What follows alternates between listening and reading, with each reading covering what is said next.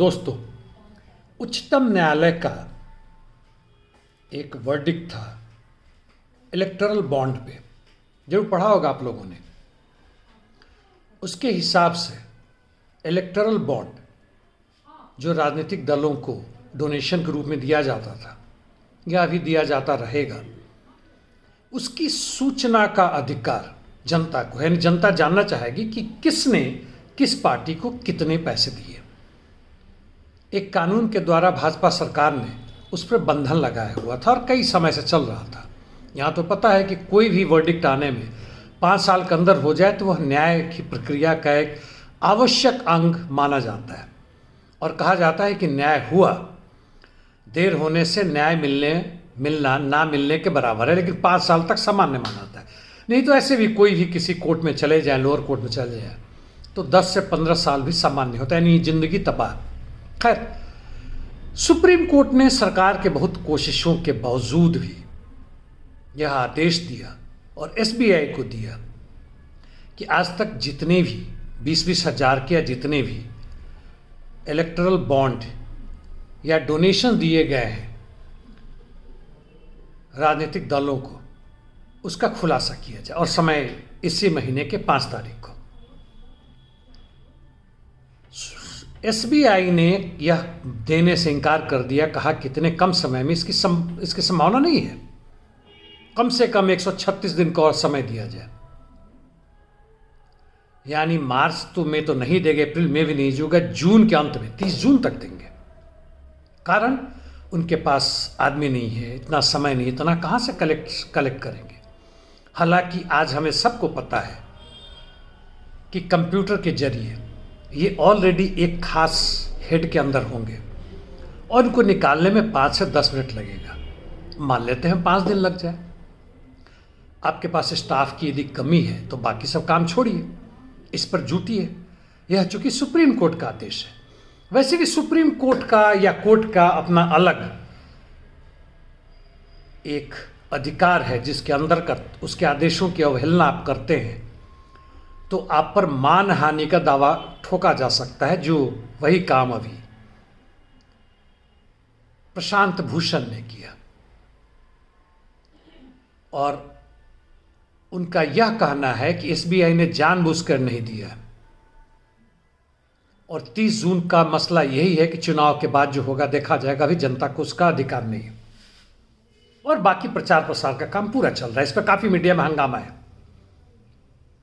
यानी अवमानना का जो नोटिस दिया गया है सुप्रीम कोर्ट को, सुप्रीम कोर्ट भी देने में जितना भी टाइम लगा, यदि आ भी जाता है एसबीआई के डायरेक्टर को, हेड को यदि कहा भी जाता है कितने दिन में दो, तो हो सकता है इस्तीफा दे दे, यानी यह आदेश निरस्त हो जाएगा। या इस मंत्रिमंडल के द्वारा, केंद्रीय मंत्रिमंडल के द्वारा, सरकार के द्वारा कोई अध्यादेश पारित कर दिया जाए। कभी किसी कारणवश चुनाव का समय घोषणा हो चुका, हम नहीं दे सकते, फिर सुप्रीम कोर्ट में जाइए, अगले वर्ष निकलेगा, तब तक कुछ और निकलेगा। दोस्तों, यह हमारे बहुत सारे वैसे साथियों को जो समझते हैं कि फांसीवाद क्या है, जो इस चीज को समझते हैं कि सुप्रीम कोर्ट के आदेश का अवमानना, हालांकि सुप्रीम कोर्ट का अपनी इसको दादागिरी कहे या ना कहे, जो भी कहें, वह एक अलग चीज है जिसको सरकार ने बहुत हद तक ध्वस्त कर दिया है। सुप्रीम कोर्ट के कुछ आदेश सरकार के चाहने के बावजूद उसके विरोध में जाता है, 100 में से 2-4 विरोध में चल जाता है, उसको भी निरस्त करने का उपाय सरकार के पास है। जैसे दिल्ली गवर्नमेंट का कितना अधिकार है इस पर सुप्रीम कोर्ट का आदेश का आपको पता होगा, या हाई कोर्ट का जो भी था, उसको केंद्र सरकार ने एक दूसरा आदेश लाकर उसको खत्म कर दिया, निरस्त कर दिया। 1-2 बच भी जाते हैं जिसको निरस्त नहीं किया जा सकता है, कोई अंतर नहीं पड़ता। मुख्य चीज है जनता के लूट का रास्ता खुला है, काफी चौड़ा है, उसके विरोध करने वाले जेल के अंदर हैं। छूट भी जाएं, जैसे साईं बाबा हाल फिलहाल में छूटे 2 साल 4 साल 5 साल बाद, तो क्या अंतर पड़ता है। उस विरोध को दबा दिया गया। यह समय की बात है। उफान आता है क्रांति का या भीड़ खमा होता है तो उसको खत्म कर दिया जाता है कई तरीके। जैसे उदाहरण के लिए ट्रक चालकों का आंदोलन था, उसको 2-2.5 दिन में खत्म कर दिया गया, ना किसी दबाव के द्वारा, ना किसी सुप्रीम कोर्ट आदेश के द्वारा।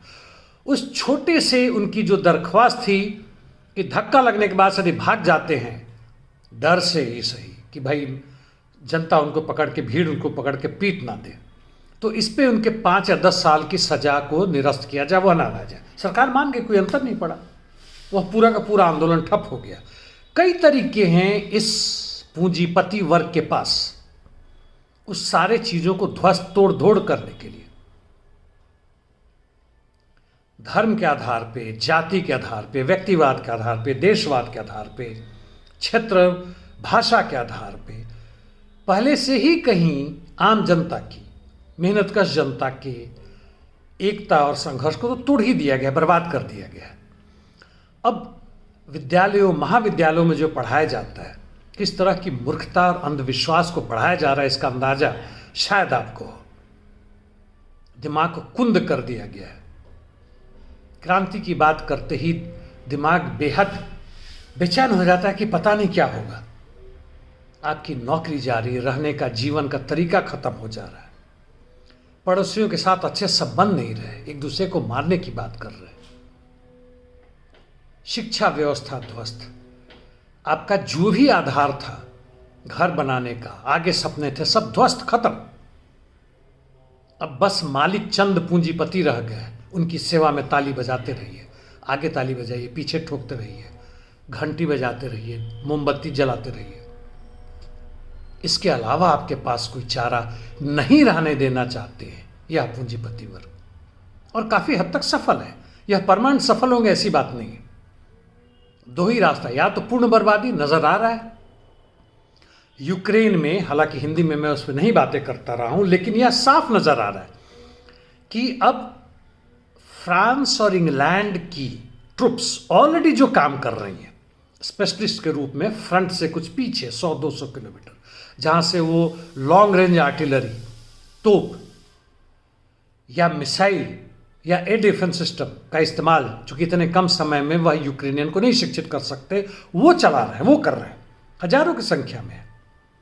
लेकिन अब स्थिति ये है कि रशियन फोर्सेस ने यूक्रेन के फोर्सेस को काफी डिप्लीट, काफी कमजोर कर दिया, काफी हद तक उनको नेस्तनाबूद कर दिया। 5 लाख से अधिक उनके सैनिक मारे जा चुके हैं। अब मिल नहीं रहे उनके साथ, वॉलंटियर्स तो भूल जाए, जबरदस्ती भी नहीं मिल रहे, औरतें और लड़कियों को लाया जा रहा, उसे पूरा नहीं हो रहा, तो कैसे करें? एक उपाय है कि यूक्रेन से सटे बेलारूस जो देश है, जिसकी चौहद्दी रशिया से भी मिलता है, सब यूएसएसआर के ही पार्ट थे, वहां से यूक्रेनियन सेना अपनी फोर्सेस हटा ले। अभी नहीं हटा सकते, उनको डर है कहीं ये रशिया के साथ मिलकर घुस ना जाए। यानी उसके राजधानी और लुवीव उस तरफ के क्षेत्र से लुत्स्क, और वहां से ये हटा लेंगे, जो कि ना भी होगा तो कम से कम 1.5 लाख होंगे, तो आखिर उनकी रखवाली कौन करेगा? उसके लिए जर्मनी, ब्रिटेन और फ्रांस के सैनिक आएंगे और बाकी देशों के सैनिक आएंगे, यह कहने के लिए कि वह केवल सुरक्षा की लड़ाई नहीं लड़ रहे। पहले शुरू में कहते थे कि लड़ाई जहां तक लड़ने की बात है, छोटे मोटे हथियार देंगे ताकि रूस अपनी आत्मरक्षा कर सके। अब आत्मरक्षा से लेकर मास्को से दूर तक ये लोग आक्रमण कर रहे हैं। अब इनकी सीधे की सीधे सेना आएगी, उसका असर क्या होगा? या तो रूस की पूर्ण बर्बादी या रूस की जीत।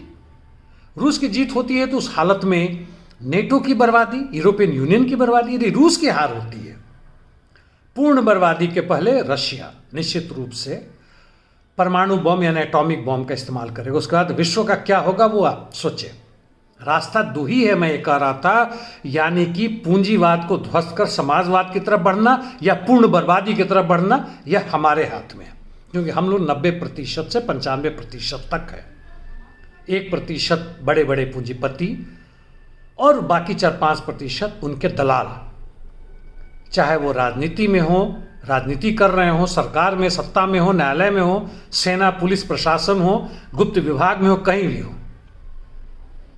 हम यदि ना लड़ सकें तो आपस में भेद तो बंद करें।